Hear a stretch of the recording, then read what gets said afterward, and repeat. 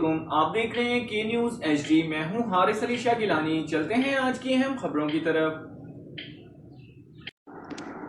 رخ کریں گے ساہیوال کا، جہاں سے رپورٹ کر رہے ہیں ہمارے نمائندے بخت ریاض خان۔ ساہیوال میں عالمی یوم خواندگی کے دن پر ضلع کونسل ہال میں تقریب منعقد کی گئی، جس کے مہمان خصوصی ڈپٹی کمشنر ساہیوال کامران خان تھے، جس میں صدر Sahiwal press club registered Sahiwal Rana Javed Nisar, Rana Naveed Azmat controller امتحان Sahiwal board, C E O education authority Chaudhry Muhammad Saeed, D E O education literacy Shabana Iqbal اور سول سوسائٹی اور دیگر شعبہ زندگی سے تعلق رکھنے والے افراد نے شرکت کی۔